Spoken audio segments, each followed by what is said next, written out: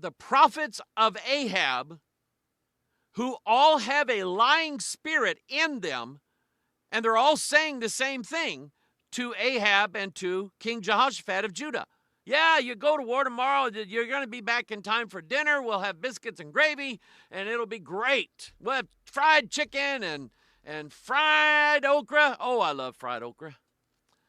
And you'll have all that stuff. Yeah, just be home by dinner, and it'll be okay. And he believed it. And he said, see, my preachers tell me what I want to hear. What that Micaiah guy, I don't like him. He don't tell me what I want to hear. He used that old King James. I don't like him. Micaiah says, well, let me tell you what I said, what I saw. I saw God, and he's asking who will go and convince Ahab. And one spirit said, I will. And the Lord said, wherewith? And he said, I will go and be a lying spirit in the mouth of the prophets of Ahab. God said, go to it.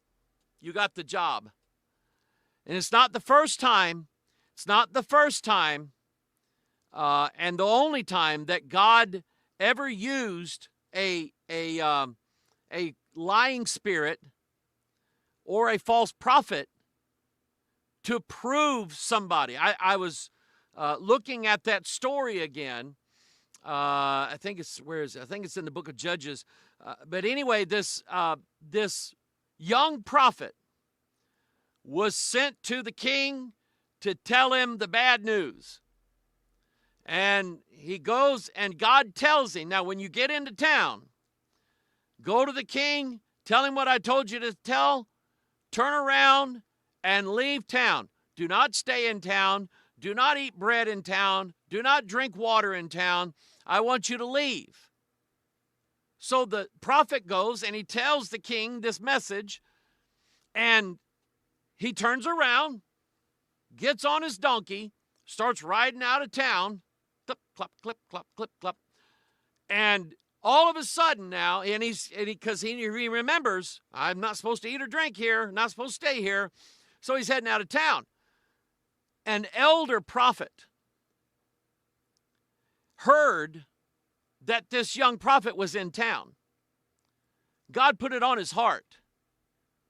So he goes in, as the young prophet is leaving town, he goes out and he hails him and he says, hey, young prophet, I am a prophet of the Lord as well. And this is what it says. An angel of the Lord gave me a word of the Lord for you. And that is to come to my house and stay and eat bread, and I'll give you something to drink. So the young prophet does it. The lesson here is, who are we going to believe? Are we going to believe the word of God, or are we going to believe an angel over the word of God?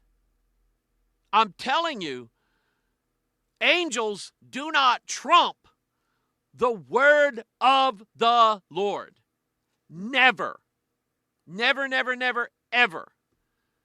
And so that's what he tells him. So the young prophet goes to his house.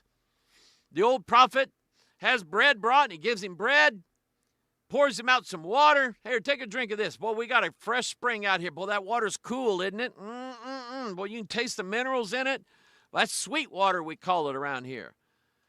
And he says, yeah, let's just kind of lay back there for a minute. And he kind of lays back a little bit, and the old prophet says, now, here's the bad news.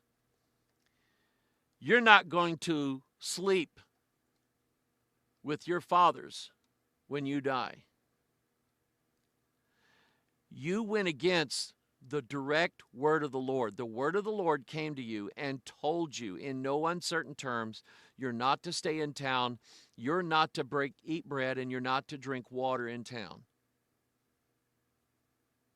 I lied to you.